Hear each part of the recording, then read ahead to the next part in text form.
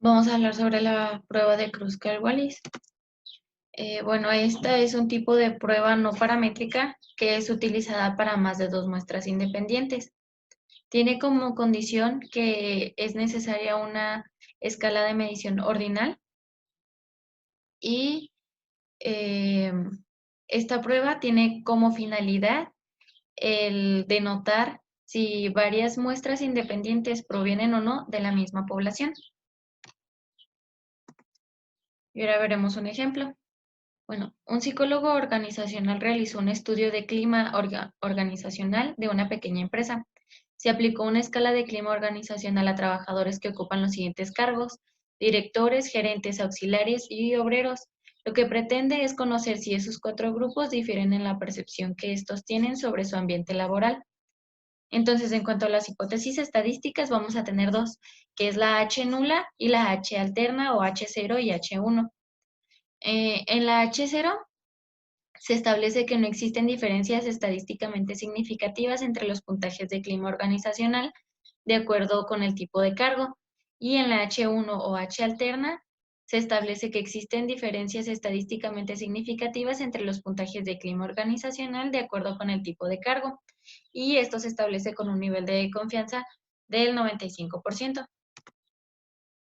Estos son los datos dados o proporcionados por esta organización. Y lo primero que tenemos que hacer a partir de aquí es calcular los rangos. Si nos fijamos, tenemos las diferentes categorías que eran directores, gerentes, auxiliares y obreros en esta tabla. Entonces, bueno, de aquí se van a ir calculando las posiciones. Se van a ir calculando de menor a mayor. Por decir, el menor número que tenemos aquí en esta tabla es el 19. Entonces, se le va a dar como un sustituto el número 1. El segundo número, bueno, el número que sigue sería el 20. Entonces, en nuestra nueva tabla se acomodaría como el número 2. Y como tercer número sería el 23. Pero si nos fijamos, hay dos números 23. Entonces, lo que se hace en estos casos es que se va a sacar el promedio.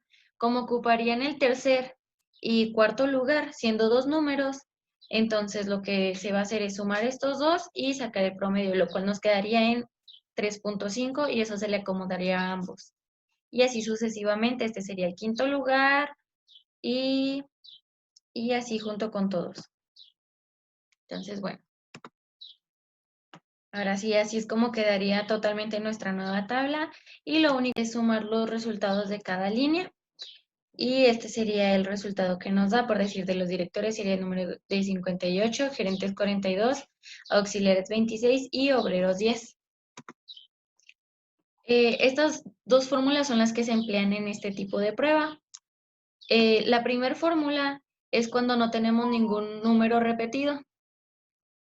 La segunda fórmula es cuando tenemos algún número repetido. Entonces, si lo recuerdan, como nosotros teníamos dos datos que se repetían en la tabla, vamos a utilizar esta de aquí abajo.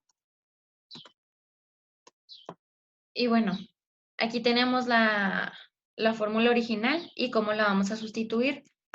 N va a ser el número de datos que tenemos según las filas, como en el primero que tenemos aquí directores, son 4, 1, 2, 3 y 4. Y los gerentes son otros 4 datos, auxiliares otros 4 datos y obreros otros 4 datos, lo cual nos daría un total de 16.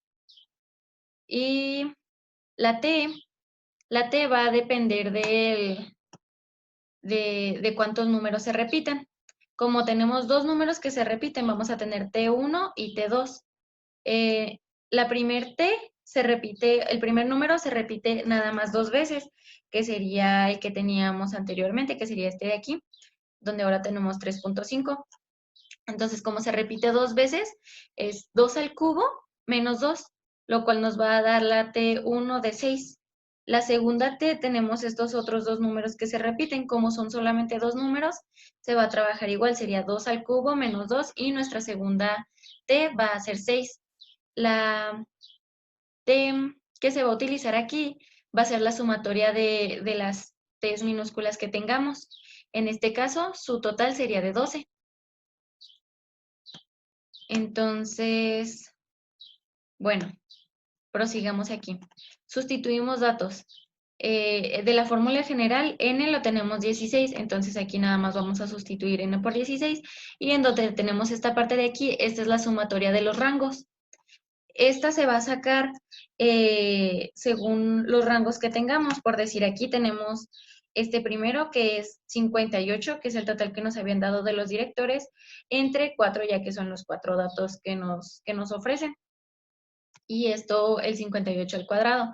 Y así sucesivamente con todos los demás datos de la tabla. Entonces tendríamos aquí 58 al cuadrado entre 4, 42 al cuadrado entre 4, 26 al cuadrado entre 4 y ya por último 10 al cuadrado entre 4.